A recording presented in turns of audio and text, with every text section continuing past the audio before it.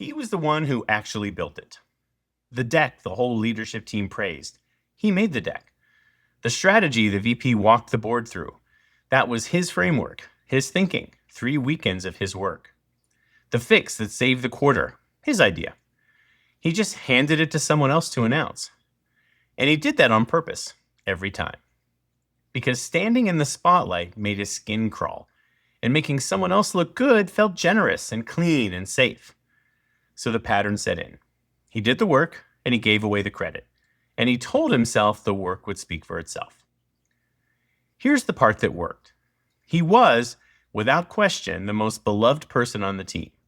The one who made everyone around him better.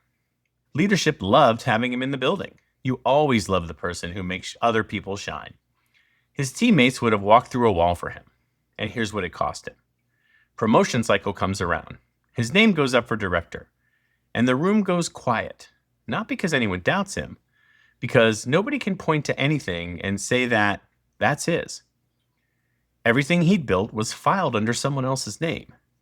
He'd spent 3 years making his contributions look like other people's wins, and the system did exactly what he trained it to do. It couldn't see him.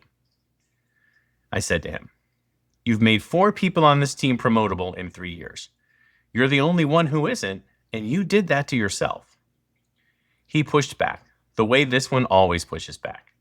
"I don't need the credit. I'm not in this for the recognition. The work speaks for itself." I said, "The work speaks. It just doesn't say your name." And that's the pattern. And it's the quietest one in the neighborhood because it looks like humility and it looks like generosity. And some of it really is. But underneath, for a whole lot of ghostwriters, there's something else. Taking credit feels like taking something that isn't yours. Being seen feels like exposure. So invisible becomes the safe default. And he calls it modesty, and he never notices the bill it's running up. He tried something that felt to him almost dishonest at first. Once a week, Friday afternoon, he sent his manager 3 lines. Not the team's wins, not we shipped. Here's what I did this week. Here's the call I made. Here's the problem I caught before it got expensive. 1 email, first person. The first one nearly killed him. It felt like bragging. But his manager wrote back inside an hour, and it turned out she hadn't been ignoring his contributions. She just hadn't known which ones were his because he'd spent years carefully filing them under everyone else. Within a quarter, she was seeing him. Not because the work changed. The work was always there. Because for the first time, his name was attached to it when it landed. At the next cycle, the room wasn't quiet anymore. One thing to try.